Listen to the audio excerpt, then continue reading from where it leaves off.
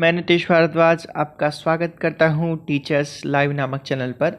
ये एक छोटी सी पहल है जो आपके जीवन में एक बड़ा बदलाव ला सकती है।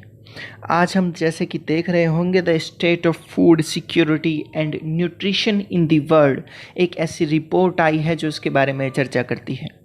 इस रिपोर्ट में बच्चों 2019 के आंकड़ों को दर्शाया गया है तथा इस रिपोर्ट में 2018 के आंकड़ों से तुलना की गई है, यानी कि किस प्रकार से 2018 से 2019 के बीच में कुपोषितों की संख्या तथा भुखमरी फैल रही है विश्व में एवं कुपोषितों की संख्या किस प्रकार से बढ़ती चली जा रही है। ऐसी चर्चा इस रिपोर्ट में की गई है। तो आइए फ्रेंड्स, देखते हैं इस रिपोर्ट के बारे में एक नज़र। सबसे पहले मैं इस रिपोर्ट के बारे में आप लोगों को परिदृश्य दूं या बताऊं, इससे पहले आप लोग एक वीडियो को देखिए तथा समझिए तथा इस टॉपिक से जुड़ने की कोशिश कीजिए।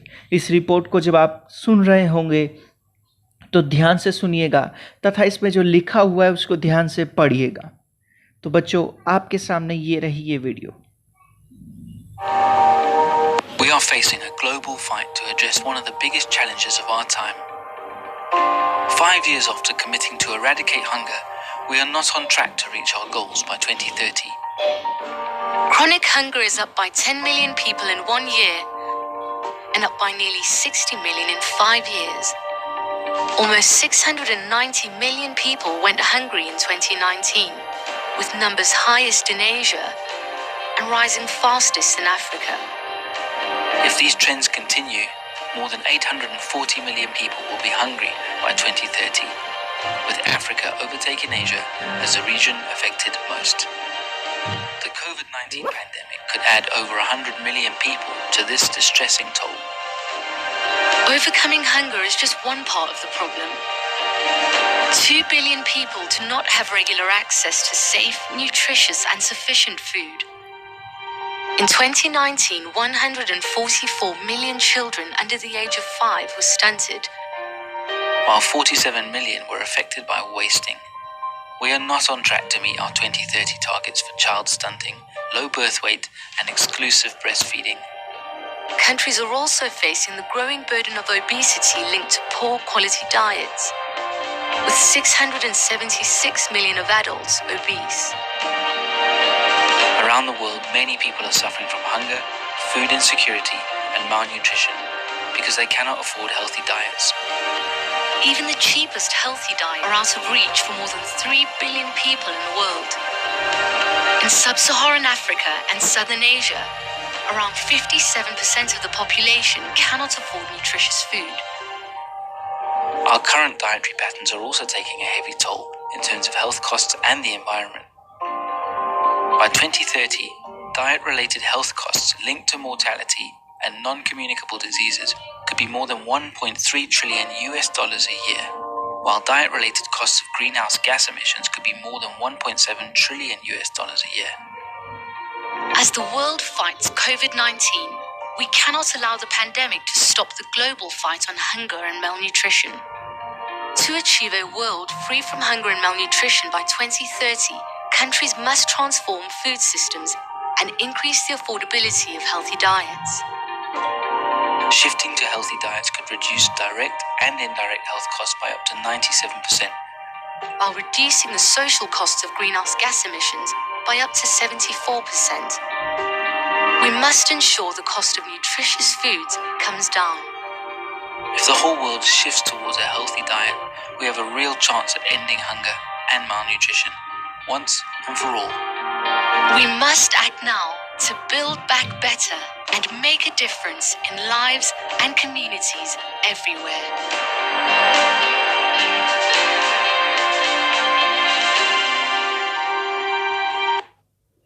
उम्मीद है बच्चों आप लोगों को ये वीडियो पसंद आया होगा तथा यहाँ पर आप लोग इस टॉपिक के साथ कनेक्ट हुए होंगे, आपने इसको ध्यान से सुना होगा। तो आइए शुरू करते हैं।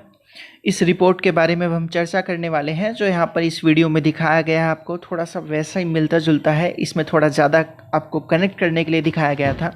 तो अगर बच्चों इस रिपोर्ट के बारे में हम लोग चर्चा करें तो हम पाएंगे कि 2019 में जो 690 मिलियन जो लोग थे, उसके मुताबिक 690 मिलियन लोग कुपोषित रहे हैं 2019 में।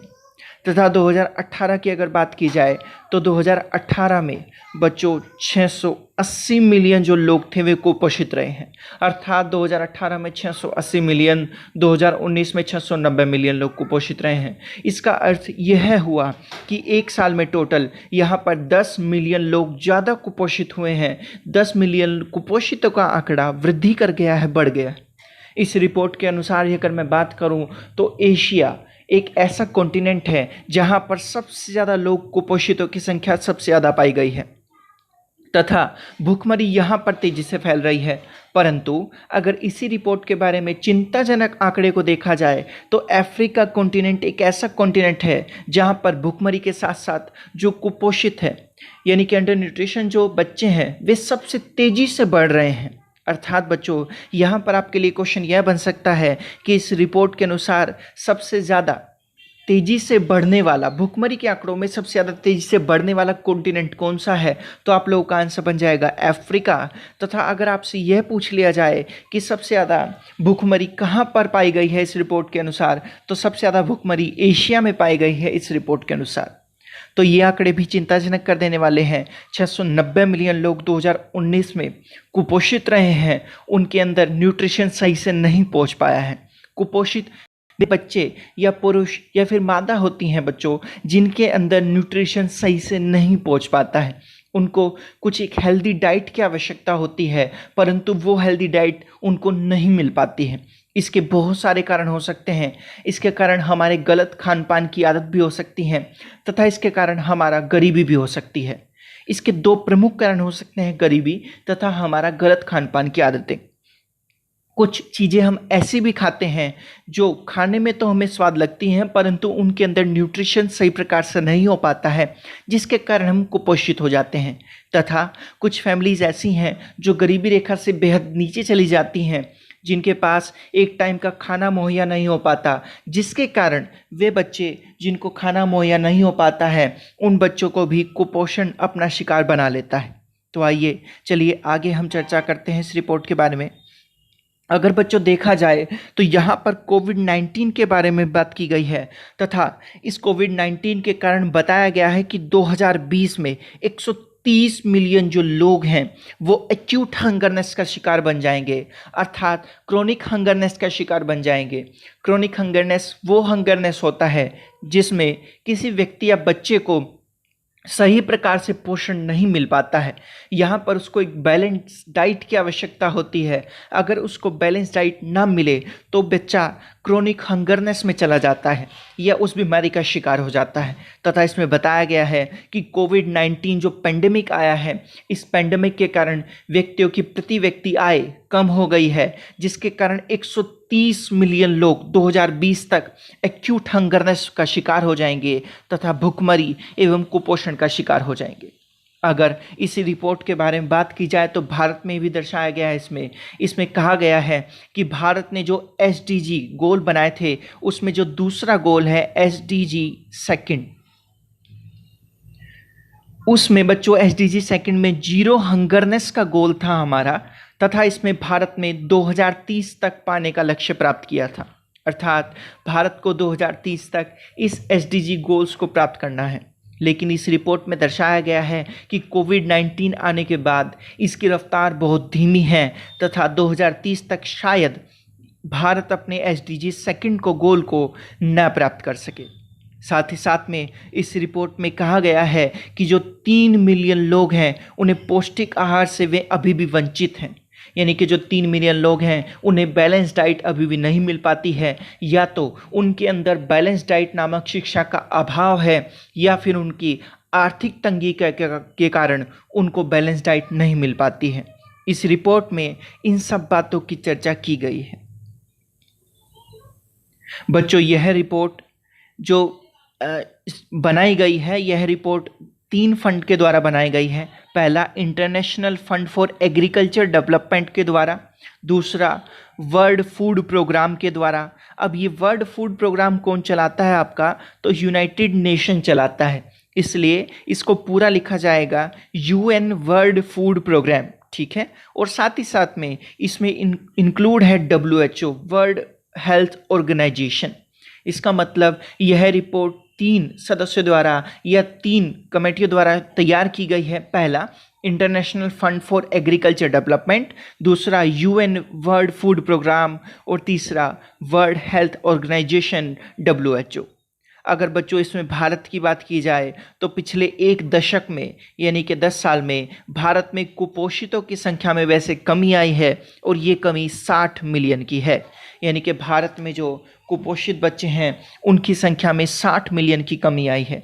ये भारत के लिए अच्छी बात है, परंतु इसी रिपोर्ट में दूसरी बात बेहद चिंताजनक है। और इस रिपोर्ट में कहा गया है कि जो भारत वयस्क हैं यानी कि जो एडल्ट्स हैं, जो बच्चे 18 साल की उम्र को क्रॉस कर चुके हैं, उनमें मोटापा काफ़ी तेज़ी से बढ़ रहा है। यानी उनके अंदर ओबेसिटी काफ़ी तेज़ी से बढ़ रही है।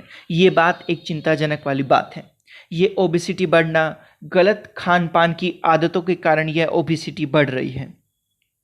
तथा बच्चों, आज यह रिपोर्ट का सेशन यहीं पर ही ख़त्म हुआ। तथा इस रिपोर्ट में एक क्वेश्चन बनता है, हर बार हम एक क्वेश्चन बनाते हैं, तो चलिए आइए इस क्वेश्चन पर डालते हैं एक नज़र।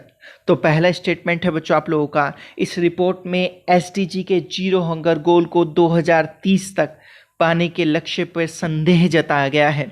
This report gives suspicious to SDG zero hunger goal to get 2030 to get target.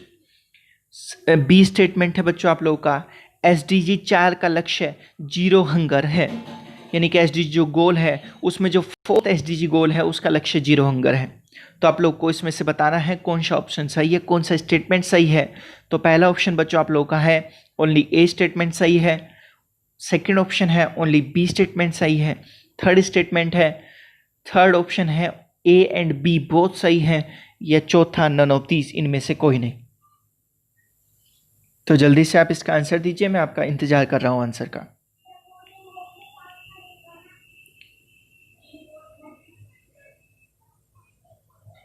चलिए, बहुत सारे बच्चों ने काफ़ी सही आंसर दिया है।